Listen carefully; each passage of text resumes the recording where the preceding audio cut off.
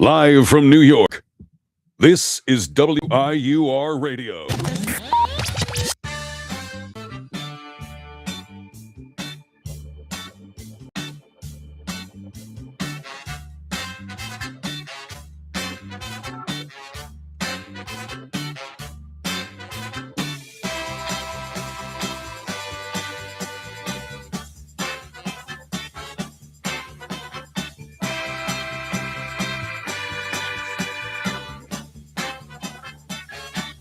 Hello and good morning to the Weekend Sports Recap. I'm Isaiah Rosario. This is Akeem Taylor, and we're joined again by our friend Nick Carparelli, who wanted to hop on for the second straight episode. We're happy to have you back. How are you feeling, Nick? Lots to talk about. We missed last week. I mean, We did. Spring break. I was pumped up we got a lot to go over, so I'm excited. So we're going to do something different this week. We are actually going to start off with the Premier League. So we have more time to talk about March Madness, MLB as well, because that's starting up this weekend. So why don't you fire us up, Akeem, and get us started with the Prem? Well, first off, before we talk about the Prem, we'll talk about Arsenal. Obviously, unfortunately, on Sunday, we lost the Carabao Cup final, which is a League Cup competition, against Man City. Obviously, we wanted to beat Man City. It's a huge accomplishment. If we beat Man City in the Carabao Cup, can potentially go on and make this ridiculous dream that not a lot of Arsenal fans believe we could do a quadruple. I wasn't a part of that train. I mean, maybe a treble, winning 3 trophies in one season, but that was a really, really deflating performance watching that game. The first half, it was kind of even. No one really got any really creative chances on goal. In the second half, it just seemed like Arsenal just were completely disconnected. Nico O'Reilly scored 2 fantastic, well, not even 2 fantastic goals. The second goal was pretty good, but the first goal, if our normal goalkeeper that starts every single game for us, David Raya, was in net, he would have saved that, and then the ball wouldn't have gone through his hands. It went through Kepa's hands, who was a backup goalkeeper. Arteta decided to start our backup goalkeeper for some reason, even though Kepa, yes, he's been playing all those Carabao Cup games leading up to the final, but leading up to the final, when you're playing against your arch nemesis, your arch rivals for the past 4 years, you got to start your best lineup. He didn't, and obviously Kepa played for this was terrible, that game. Saliba played fantastic. Calafiori was great off the bench. Saka just looks tired and winded, and he's 24 years old. I mean, the amount of minutes he's played in the past 6 years for us, I mean, you can start to see he's getting tired. Yeah, we just look bad against Man City in that second half. Hopefully, we can, spur on in the next competitions. We have FA Cup against Southampton. Southampton's a championship team, so we should derail them pretty well. And then we have Champions League against Sporting Lisbon. Hopefully, win the first leg and give us confidence against Manchester City, where we play in April 19th. And also, the game on April 25th, which is against Newcastle, I will be there watching that game. Go with my girlfriend in London. It's going to be a fantastic game. Hopefully we win that. And, yeah. And then also on the Premier League side, it's another team that is fighting a relegation battle. I'm going to just mention them shortly because I really don't really care about Nottingham Forest. But I'm going to talk about them since they were very, very happy and excited that we lost against Man City in the Carabao Cup final. And Tottenham's at 17th now, losing to Nottingham Forest 3-0 at home. So now they're 1 point above the drop in the relegation zone, above West Ham, above Burnley, and above Wolverhampton Wanderers. I mean, looking at the next couple scheduled games that Tottenham have, looking at the fixtures that they have Sunderland on the way, a Sunderland team that just beat Newcastle at home. They have Brighton at home. They have Wolves, who's fighting relegation, has been phenomenal this first half of the year. They beat Aston Villa. They were competitive against us and got a draw against us when they were down 2-0. They've been a very, very good team in the second half of the year. Aston Villa at home. Then they have Leeds away. No, they have Leeds at home, and then they Chelsea away, and then at Everton. So they have a really tough route of games, and they might be, potentially in the championship, which would be very, very lovely to see. So for us, hopefully we spur on the next competition, Champions League. That'll be fantastic. But Premier League is main priority. We're 9 points ahead with 1 game in hand to Man City, but I think we'll secure the Premier League. Hopefully. I'm on for three years in a row finishing second place. It's it's mentally jarring. First now? Yes, we're in for first place now, but this is not the first time we've been in the same predicament. Couple games, like 9 or 10 games, left, and we're still like 3 points ahead, and then we choke the lead. So hopefully it doesn't happen this year. I'm not putting that into the air. I think we will win. Man City doesn't look the same Man City team in the past. They don't have Kevin De Bruyne. They don't have Ilkay Gundogan. They don't have all these fantastic players come off the bench. So I think this is our year. Hopefully. Yeah, we're definitely going to need to see photos of you in 100%. London and talking about your experience in the following show. So that's going to be cool to see. And I think now we obviously go talk about the elephant in the room.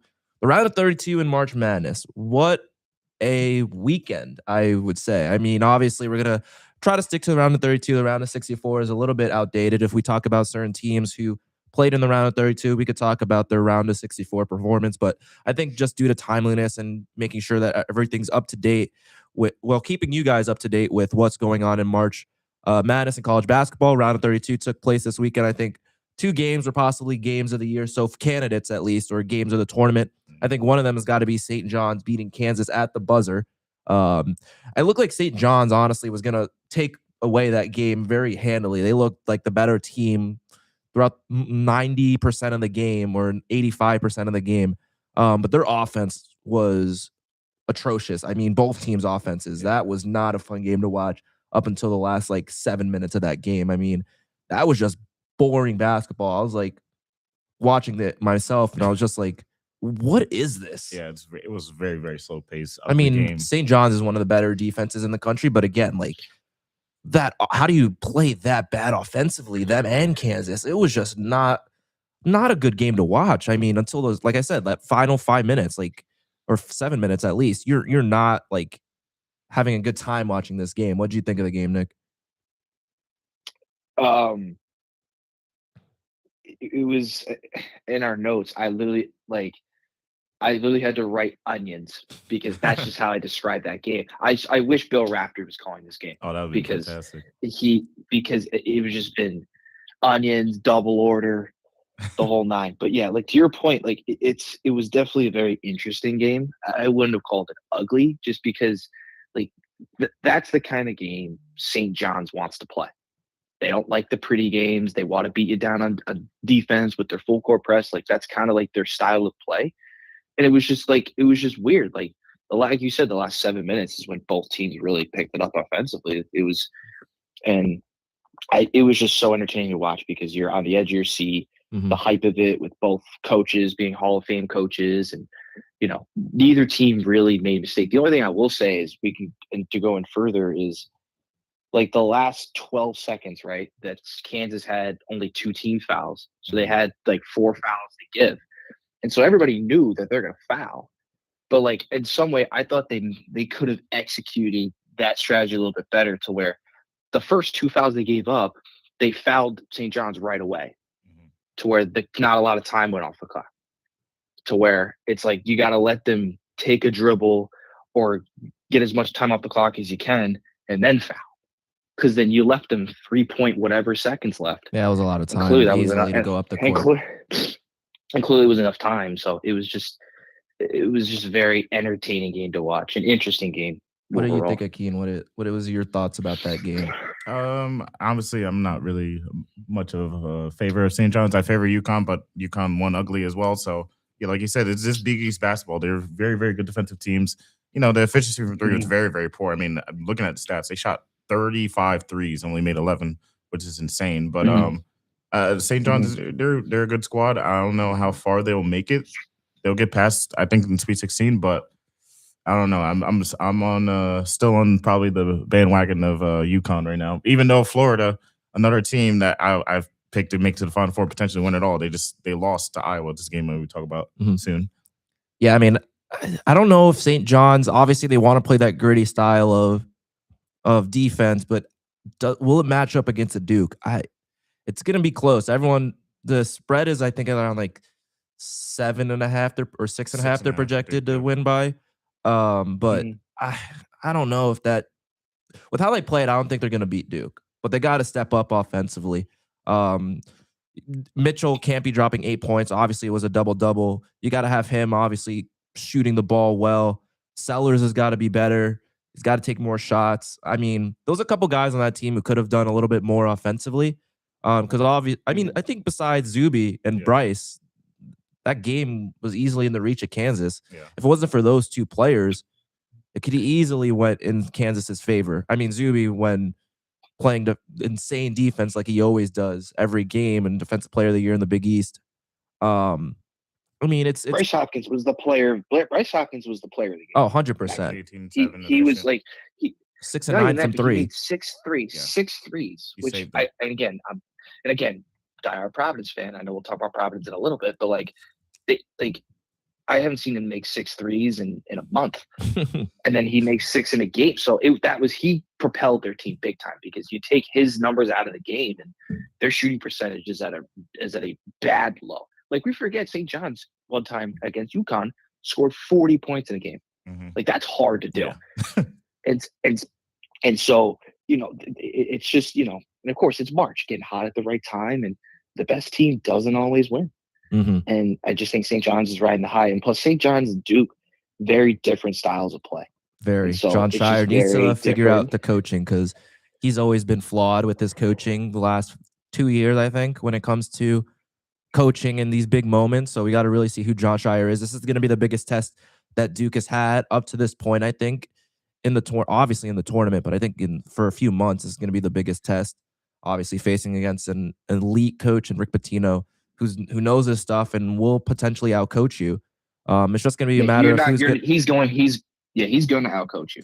Yeah, so that's why you got to figure out your scheme quick. This is the John Shire game. I think he's got to at least figure out his scheme and how he's going to defeat this St. John's team, because there's going to be questions about John Shire, because every year in the tournament you have a stacked roster and you do nothing with it. So I think it's just time to see what John Shire is all about. I think we transition now to another game of the tournament, Nebraska-Vanderbilt. I feel bad for Vandy fans. That shot was, I think, like 60% or 30. Well, I'd say 50% down the hoop, and it just popped out. But got to give it to Nebraska, man. Fighting against a tough Vandy team. A lot of people didn't have Nebraska beating Vandy in their brackets, but this Nebraska team could be special. I think they could make a little bit of a run. I think they should beat Iowa. Yeah. They should beat Iowa. But We'll see. I mean, I don't know. I would lose to Florida, and we saw what happened. So Iowa's, it's a tricky team as well. Nebraska, I mean, I've always been a detractor of them, even though they're a smaller program. Even though as a smaller program for us, you would root for them, but I don't know. That was they just bounced out. If it would have been the other way, and it's like, okay, well, good. Everyone thought it was in. I thought it looked like it was in. You could tell by the coach for Nebraska. He just had his head down, like, oh my God, this is how he lost the tournament, which was that's insane. the magnitude. That's the magnitude of it gave me a little Gordon Hayward flashback. Oh yeah, that's like that. That was, I mean, much bigger stakes, but it's just. Yeah, I think if that shot went down, I think that was one of the greatest shots in March Madness history, if not the greatest. Absolutely. From half court to win the game down by 2. So that would have put you obviously ahead, and you would have won the game. It wasn't like it was going to be tied, sent to overtime, and like Otega Oweh's game, like that wasn't going to be. That shot was to send it to overtime. This shot would have won the game and advanced Vandy to the Sweet 16 and have a chance to go to the Final Four and push them to the Final Four if they won that region. But I mean, that was a heck of a game. I felt bad for that kid. Tanner, man, balled out. I was looking at his stats. He's only had 2 games where he scored less than 15 since the calendar year started. And he's a sophomore. And I think I don't think he's going to go to the draft. I haven't heard anything about him going to the draft. I think he's going to stick around another year. But man, that kid's special. I mean, when he's dropping 15 or more points for a decent amount of your games, he's a solid player. I mean, very consistent, very consistent. And I didn't know about him really as much until that shot, and I looked into him more. I'm like, this kid could ball. This kid could really ball. I felt so bad for him. You could tell him in the press conference, he was like, I thought it went down. I was like, oh, that's the worst feeling. You could just see him like defeated after that shot. I felt so bad, but heck of a game. Heck of a game. I got to give it to Nebraska. The shot of a lifetime. Shot of a lifetime. Any other thoughts on that, or Keen or Nick, about that game before we transition to another big game that we talked about? I don't think I have much to add on to that. All right. What is going to be done with Florida right now? How do you crumble that game? And oh, wow, that was bad. That's really bad. I mean, we like early half of the season, they were struggling at like this, but yeah, exactly like this, like non-conference play. This is who that Florida team was, losing games like this, and they lost games like this. Yeah, like the second half was very, really poor. Second half of the season, they played better. Yeah, but I don't know. It's tough because the defense in that last sequence What is leading up to Boogie that, Flan doing? yeah, like Why go for that steal? You just got to play I don't- defense. I don't know why they're doing half court press when they're up already and they're up by 2. So you're leaving them wide open for a 3. And then the last play was I don't know what that was. So it's just a complete meltdown from Florida. I just don't understand why Boogie Flan went for the steal. It's not like you're down and you're going to have to foul. Just play half court defense. Yeah. Press up maybe 1 or 2 guys in the front before half court. Why you're pressing that, I don't know. I really don't. I think that was just a total collapse. I mean, that first half, you got to play better if you're Florida. I mean, no way Iowa should be playing as well as they did in that first half. In practically a home game for you. They were in Tampa. Yep. So you're playing in front of home fans. And I mean, I don't know. You held Iowa to a decent percentage from 3, but they got anything they wanted besides that. Shooting pretty much every other shot was in, shooting 51% from the field. And they also got lucky because Iowa sucked at the line. Yep. They shot 63% from the line. So they got lucky. They had their chances doing that. But I mean, Xavier Lee had a decent game in the first half. Second half, he kind of cooled down. I still do not understand what that play call was to try to win the game. You run it full or like 3/4 court to then try to dump it off to Hop, who has 3 guys on him, which I don't understand why you're trying to dump it off. Try to take the layup. Try to get some contact to go to the line. You could have got a better play call than that. I don't think there was a reason to try to do that. And Chinaloo, 0 points, man. You can't be doing that. Yeah, and he was in foul trouble as well, so you just had to ride the bench. So yeah, I mean, if they had him, he would. I never understood. Yeah. What do you want to say, Nick? No, I'm sorry. No, I was gonna say real quick. I never understood the Florida hype, just because like they're national champions, they're coming back, they're defending their title, but like you saw the first half of the year, like it was just an abysmal start. Them and St. John's had an abysmal start to the season. And again, no, you can't really define how you start, how you finish. Like I get all that, but like they did really well in conference play. But then on a side topic, like does this devalue the SEC? Because everybody's saying the SEC is the best conference. Like they're getting them, the Big 12 probably were the best. I think the Big 10 is decent as well right now. Right. I agree. But it's just that, you're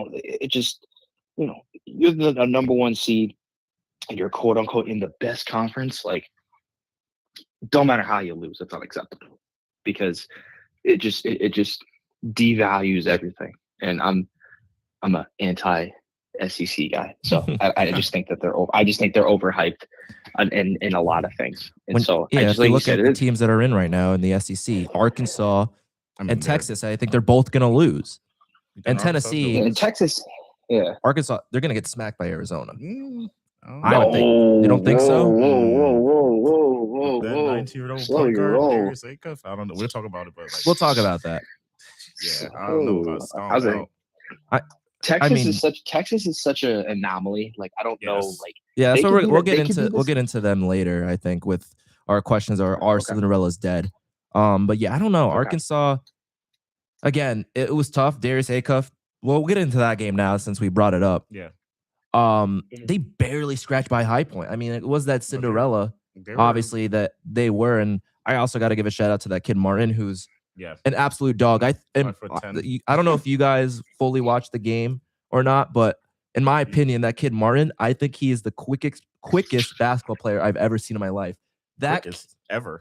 Did you see how fast he got past those defenders? He just did one step and he was just so in front of them. He pretty much ran him out of that gym. Yeah. Anytime he was beyond the perimeter in that 3-point line, he just ran right past his defender. Like I've never seen anything like it. And his quickness to get to the basket and get to the paint, I've never seen anything like it. I mean, obviously the handles, it's not like quickest handles wise. I mean, just like quickest speed off the dribble. Like he's blowing past you. And that and one he had high off the glass with I think it was his left hand high off the glass and one to keep it within a single score game. I'm like, this kid's insane. Yeah. I mean, just like the quickness off the dribble is disgusting. Like, I don't think I've ever seen anyone that quick and seem like off the dribble. But like, obviously, there's Kyrie Allen Iverson with quickness, with crossovers and stuff like that. But like quickness off the dribble, I've never seen anything like that. Like he's just blowing past guys. I mean, so was the other guy on the other side of the floor for Arkansas, Darius Acuff. I mean, that kid is phenomenal. I mean, we talked about it all year. I think it's Anthony Edwards vibes. He is just the epitome of agree. Anthony Edwards in college Yeah. because he took over that game. He had a terrible game leading up, but then just took over late in that second half. Yeah, 36, 1 I rebound, 6 agree. assists.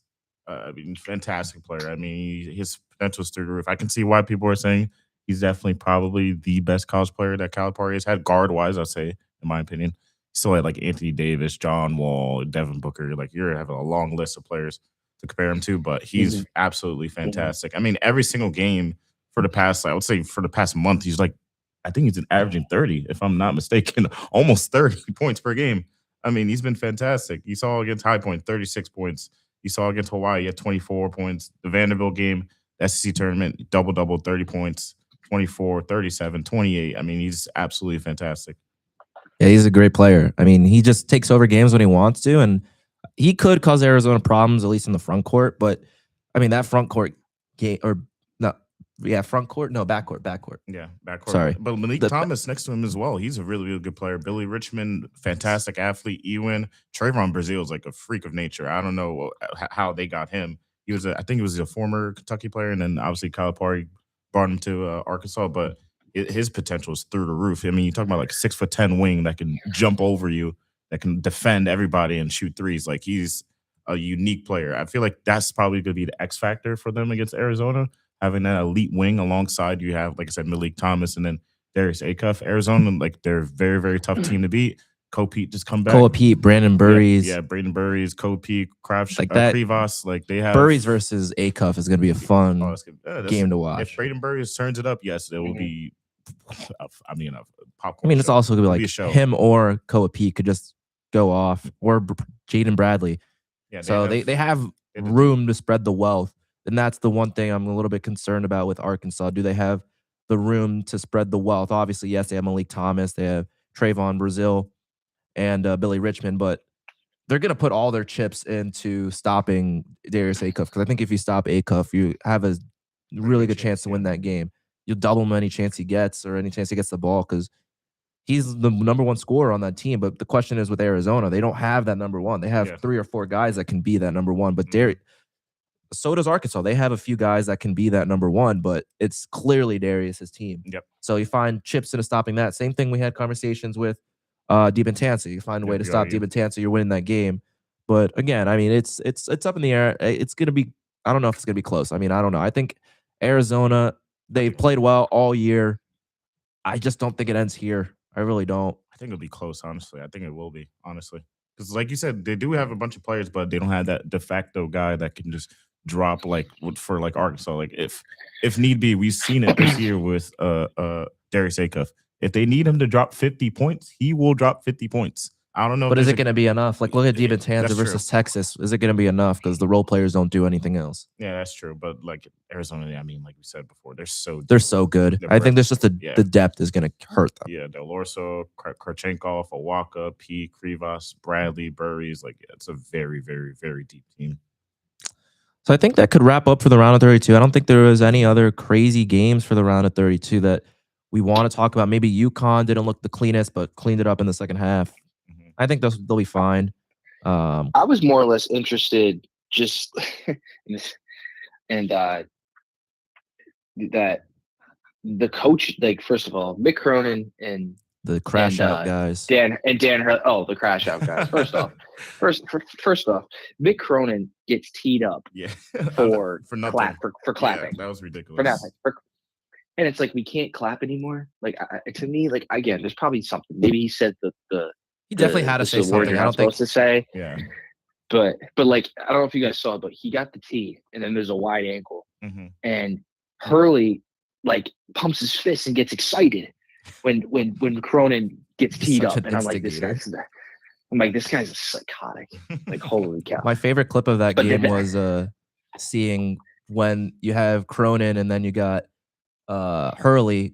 They're yelling at the exact same time. The camera cuts to one. I think starts with Cronin yelling, and then it cuts immediately to Dan Hurley, who's also yelling at his players. Yeah. Like, go there. I'm like, that was the epitome of what that game was. Just immediate cut was Cronin to then Hurley, just both yelling at their players. Also, did you guys see earlier in the year there was it was a game when both the Hurleys had a game at the same time, and like when obviously Bobby Hurley, who was at Arizona State. Like they were both yelling at their players and crashing out at the same time. And Fox like put a split screen of them both crashing out at the same time. Like this is it's in the this is- genetics. Yeah, it really is. Yeah, Look at her it's, dad.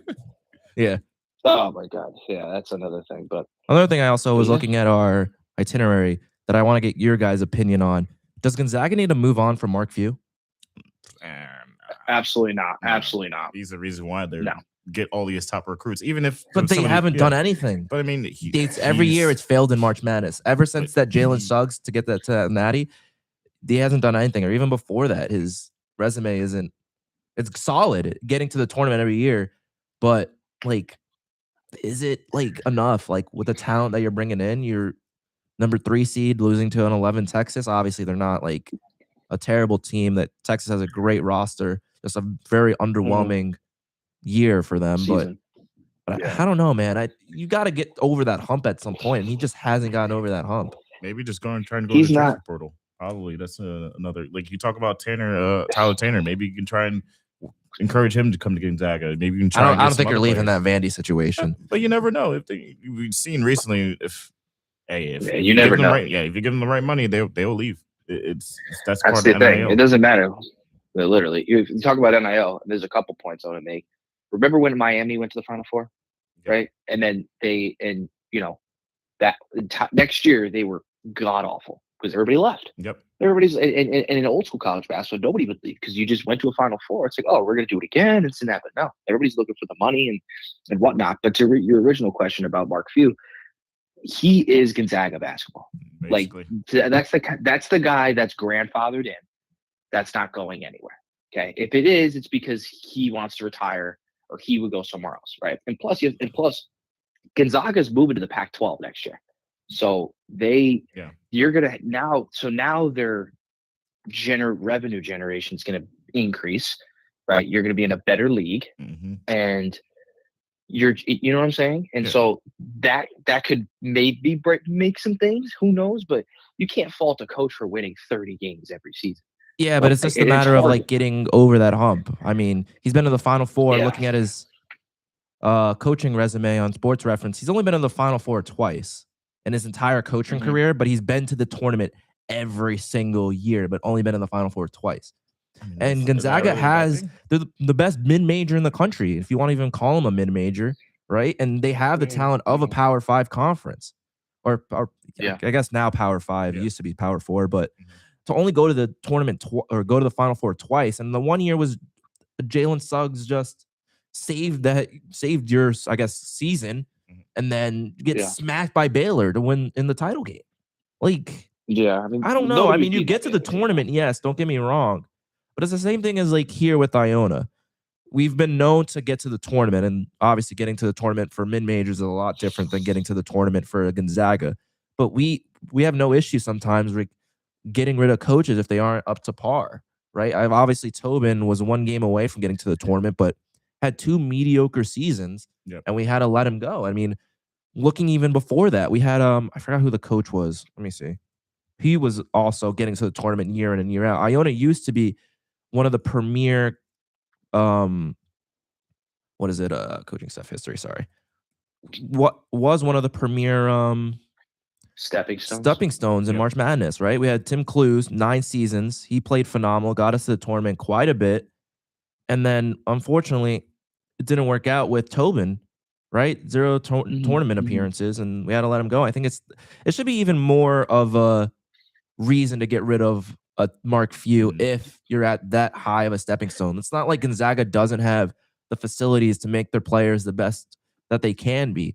I think it's just your coaching. I think it's just an issue. I mean, you can't also lose to an 11 seed Texas. That's a bad loss. Yeah. And who's been struggling year in, year out, who barely got in, was one of the last teams in the tournament.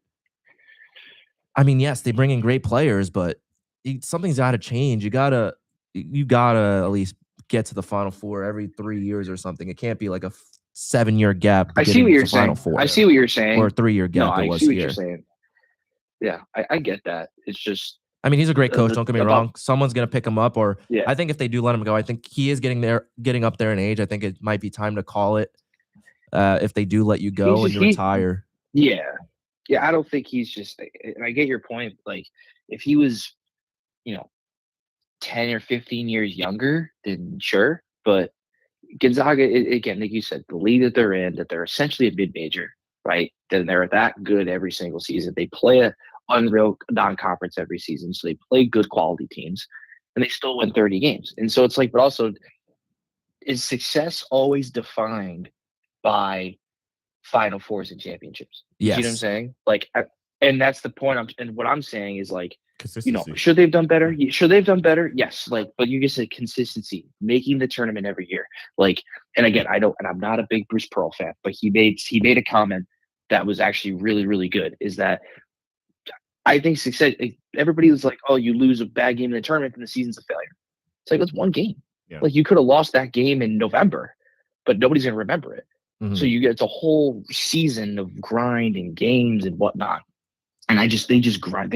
And plus the West Coast conferences, they get St. Mary's makes the tournament every year. Santa Clara had a great season. Like their team. That league is very underrated. And obviously they're kind of I think gonna go that's downhill going to be now a 'cause harder Gonzaga's league leaving. than the West Coast Conference. Like the new Pac-12 is weak, so they're going to easily get past and beat Pac-12 champions every year because there's really no competition in the new Pac-12. Maybe Utah State, but that's it's just different. Mhm. It's just gonna be different. And I think it's just better because the name helps and you're gonna have a better revenue share and which is gonna help you better recruit players and so on and so forth. Mhm. So also shout out Tobin Anderson, new head coach at Tennessee Tech. You gotta give him that.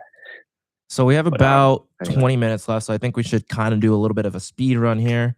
Who are your guys' favorite heading into the second weekend to win it all after seeing the first 2 games of said team? I mean, I forgot who you showed that's in our little March Madness group had Illinois going all the way. Looking at it in retrospect, he might be close to that because I mean Illinois looks really, really good. Like I said, Duke is still part of it. Arizona, even though I hate to say Arizona, but it's in my opinion, it's probably between. I want Arkansas to win because I love Acuff so much. He's a fantastic player. That would be phenomenal to see. Just to be a capstone in his career in college basketball, to win the championship for Arkansas, and Calipari's second. Illinois, Houston, Duke. I probably would tip my hat toward. Oh yeah, forgot about Michigan as well.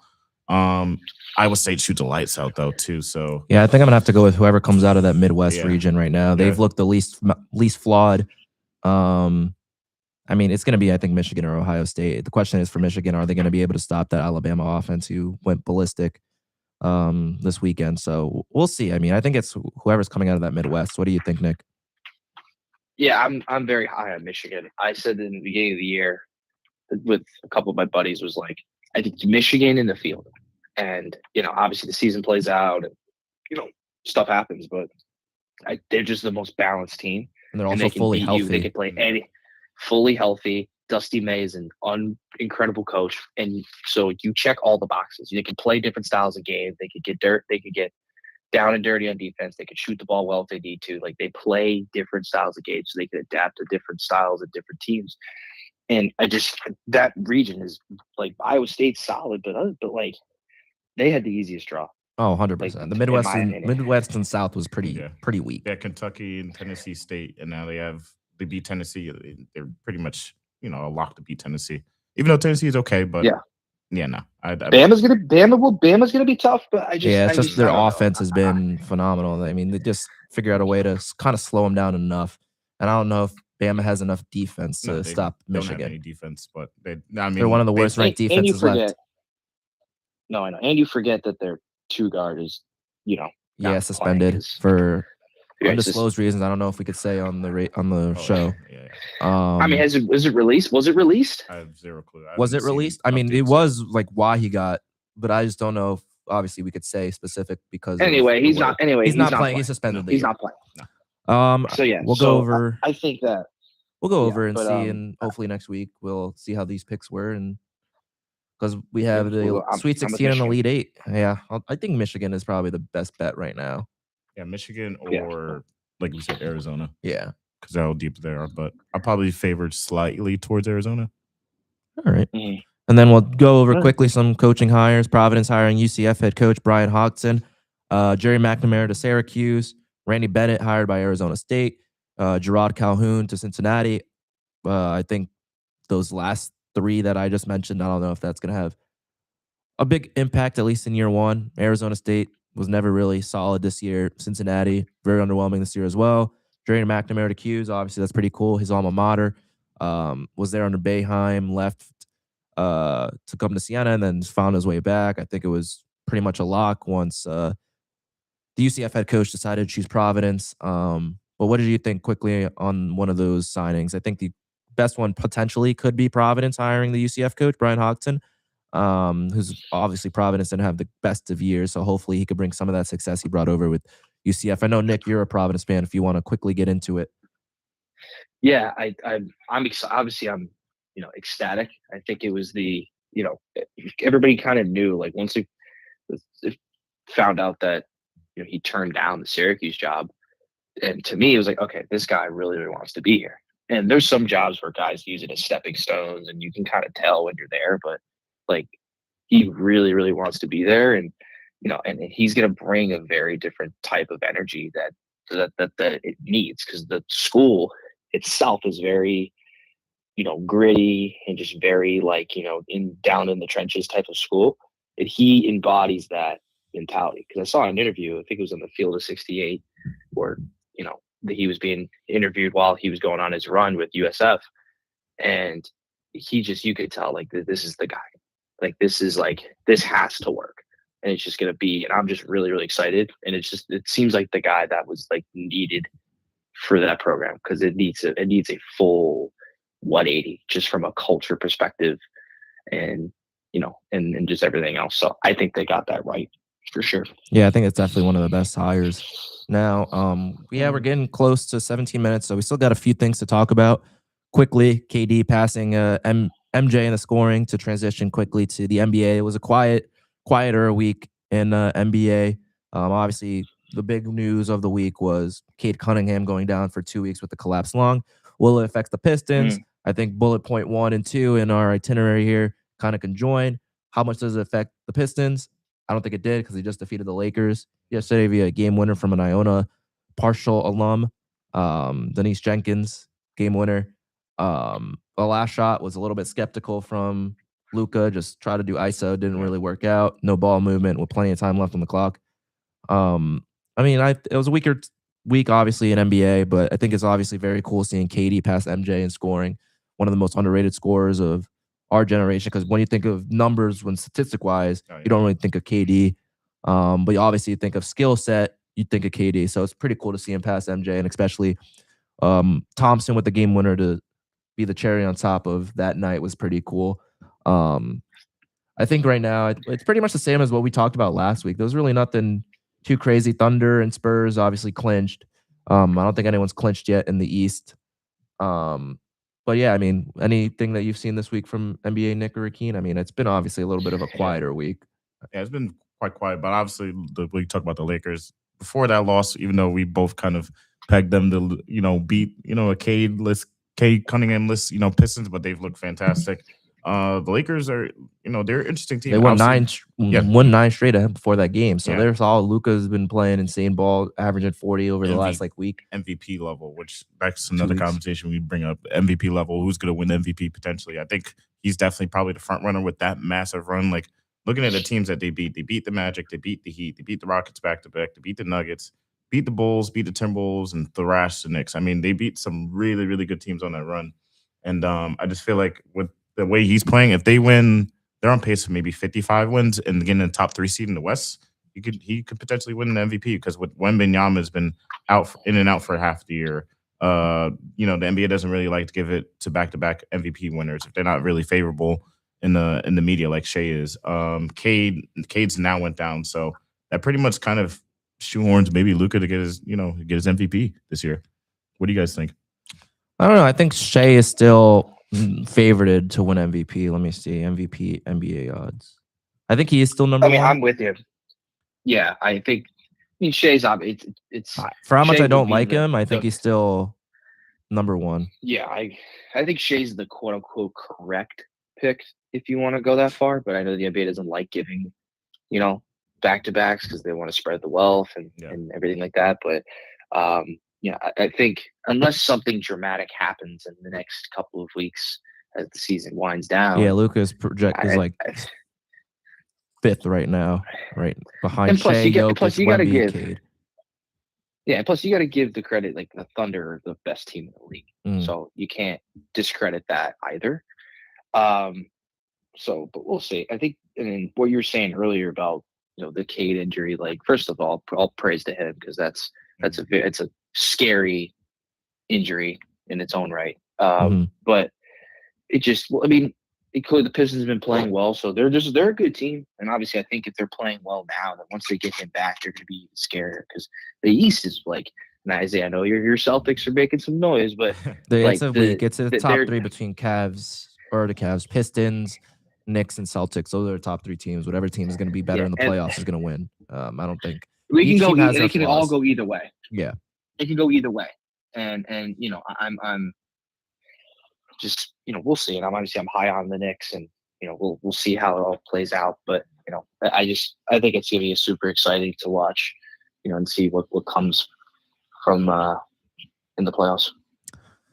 So we'll quickly also go over some NFL news. Nothing too crazy. Kelsey going back to the Chiefs for a 3-year deal. I thought he would have been done after this year, but it looks like he's going to play for another 3. Doesn't really move the needle, especially with Mahomes out to start the year. And then Kyler to the Vikings. They finally have a potential starting QB because I don't think JJ McCarthy is that guy. Kyler is going to hopefully find Jay Jettas a lot and make him a little bit more happy because I think he was suffering a little bit with JJ as QB. So I think that's quickly the NFL news. Nothing too crazy. JSN got his JSN got the massive extension yesterday. Yeah, I'm happy about that. Obviously, he could stay put. I don't have to worry about him leaving. He loves Seattle, and that was a solid, big piece. I shouldn't even say solid. A big piece to our championship run was just him. Obviously, didn't have the best Super Bowl, but I don't think really anyone did besides Kenneth Walker. So that's big for us. Also re-signing Jake Bobo after matching the contract.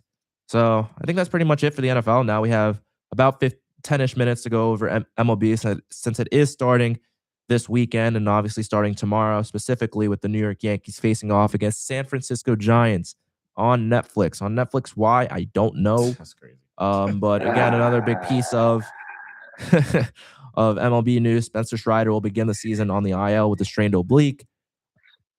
Their pitching staff for the Braves is going to be really struggling. They got Chris Sale and a bunch of extra pieces. So I don't know. The lineup is still disgusting for the Braves. They can still make noise offensively, but you're going to need Chris Sale to really carry that heavy load.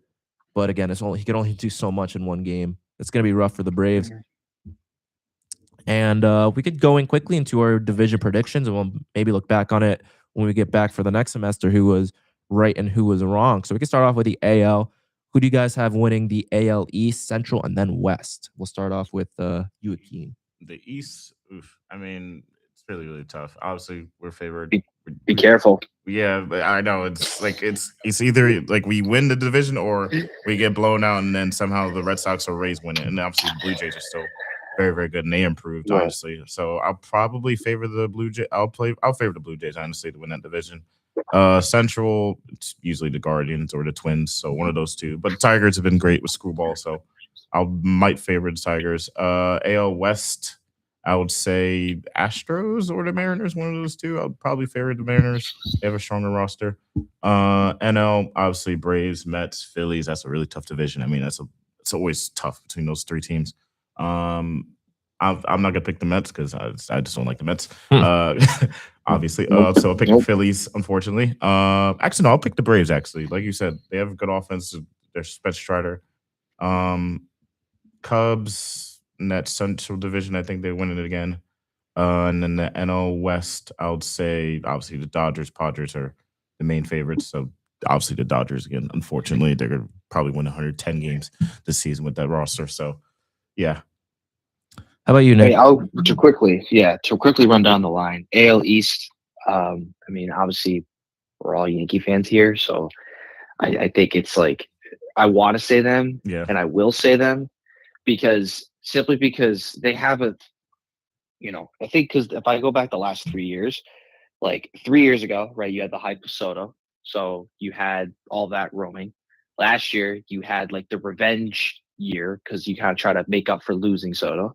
But now this year, it's like you have guys that just have been there and want to be here, and it's kind of a cohesive group that really like wants to do something special and kind of is really hyped up about how last year ended. And I just think they come up from that. Um, Although, and so I think the Yankees pulled out in a close race with the Jays. The Central, I'm going with the Tigers. I think their pitching staff upgraded immensely, getting Framber Valdez to go along with Schoolball, and Matthew Boyd and Jack Flaherty and so on. And then their offense is just steady. Like it's, I don't know exactly the numbers, but they can't strike out a lot. Mhm. So I go with the Tigers. West, I'm going with the Mariners again. They're just really good overall. The East and nationally, Phillies win the East. The Mets are going to do what the Mets do best. The Central, the Central's interesting. Like I'm going to go with the Brewers again. I just think they're just consistency and the what was their thing last year? Was it the team of friendship they called it? I think Yeah. is that what they said? I think it was. Yeah. something So like that. that team of friendship lives on. And then the West, the Dodgers are going to win 120 some games. So I'll go with the Dodgers in that. But the Padres are very close. The Padres might also win 100 games. They So yeah, if they they have stay they're healthy, solid. if they They just stay didn't really do 100%. much in the We'll see. offseason. But I mean, they don't really have to. You have Machado, Tatis, you have Castellanos, you have Jackson Merrill, you have Xander Bogaerts, Cronenworth. Like their team is stacked. Obviously, it's a rotation issue, but Oh, even very then, big like rotation issue. their offense is absolutely just insane. All right. Their offense is going to put up big numbers, and you have Mason Miller coming in the back end. I think any team he's on, you're gonna do well. All right, so let's see. For the AL East, Mhm. I'm gonna have to go with the Yankees. I think it's tough to do back to back, and do it in the fashion that the Jays did it last year. But every Especially time we that finish division. first, I know we collapse in the playoffs, so I'm just ready for it. Especially when we finish first. So in the AL East, I'm gonna have to get the Yankees. Watch out for the Red Sox. They could be sneaky good this year. I like what they've done. Roman Anthony showed how good he can be in the WBC. So I liked what I saw out of Roman Anthony. The Red Sox as a whole killed the WBC. Like every player that they pretty much sent to the WBC did really well. So I would watch out for the Red Sox this year as well. I think they're going to finish in third. But again, who will see?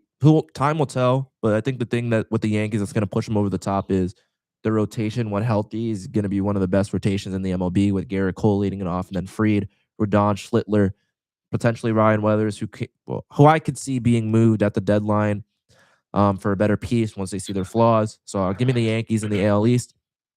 AL Central. I'm just scared about a little bit about the Tigers lineup. They don't have that big bat in there that some of these other teams do, like the Royals, like a Bobby Witt, Vinny Pasquantino. Obviously, the Tigers have Harry Carpenter. They have Spencer Torkelson, Gleyber Torres. Yes, they do have a bunch of solid guys, but I think it's going to be the rotation that's going to carry them. They have one of the best rotations in the AL right now. And the Guardians obviously have a J. Ram signed into a long-term extension recently. So I'm still going to have to go with the Tigers. I think the pitching is going to be lights out this year, and it's going to be dangerous come playoff time. But again, it's going to be the bats that are going to be the issue, I think, with the Tigers. In the AL West, I think it's going to be the Mariners again. They're a really solid team. They're, again, one of the best rotations in all of the MLB. They have a bunch of aces up and down that starting rotation. Same thing with the Tigers. So if I'm the Yankees, I'm kind of nervous if we have a crash course with them, but also I could see them crashing in the AL DS and unfortunately like falling out. And then going to the NL. In the NL East, I think it's going to be a little bit tougher this year. I'm gonna have to go with the Phillies again. I mean, Phillies are a really solid team up and down. I think their window is really closing now for a championship. It's just gonna be a matter of who's gonna step up in the playoffs for them because they have the lineup to do so. So again, give me the Phillies. But I don't hate what the Mets did this offseason as a Yankees fan. It hurts to say that, but I don't hate what they did. A lot of good pieces. Signing or trading for Luis Robert, signing Bo Bichette was solid. Obviously getting Freddie Peralta from the Brewers was the big one. So watch out for the Mets. They could be sneaky solid this year as well. In the NL Central, again, I think it's going to be one of the weaker divisions in the MLB this year. I don't hate the Cubs this year. I don't know why. I don't hate the Cubs. I think PCA is going to really take that step up and play like he did in the first half of the year, playing at a high level play like the WBC. Obviously, he didn't get as much playing time because USA was stacked. They also got Bregman as well. Bregman as well could be another solid Bregman now. signing. So I really like the Cubs this year. The Brewers obviously losing Peralta. They don't really get any better. So I really do like the Cubs this year in the NL Central. NL West, obviously, I think it's Dodgers. There's no team better in MLB right now than the Dodgers. They're signing two of the best free agents available, signing Edwin Diaz, who's going to be now their main closer, and Kyle Tucker, another piece in that outfield. I don't know how you really pitch around that lineup. That lineup's disgusting. Up and down, 1 through 9. I mean, like that's an all-star lineup just on its own. That's like funny. as that Purview A&M guy said, well, how do you stop Florida? I don't think we can. We got to pray to the Lord. Yeah. I think that's the same thing you got to do with the Dodgers. Pray to the Lord, man. But I mean, it's pretty tough right now, and trying to dethrone the Dodgers. Yes, they're obviously the best team, and they're probably going to cause a lockout and after the season ends. Figuring out the salary stuff to try to make the lesser teams spend and try to have that ceiling for the cap, I guess, for these high market teams. But obviously, as a Yankees fan, we don't have to worry about that because our owner refuses to spend money when he should. God knows how he got Bellinger back. I think it was just because the more time that went on, I think it was going to be Bellinger returning to us. I think it was just time passing. Bellinger is going to stick with us. And anything else you guys got to add real quick before we wrap up here for this week's episode? I think we got a lot to talk about, and I think it was a good show. And we'll hopefully have even more next week with the Final Four beginning. Yeah, I'm looking forward to. What do you want to talk, Nick? Yeah, so I really quick. I know we have a couple of minutes left. I know the WBC finished up like a week ago, right? Mm-hmm.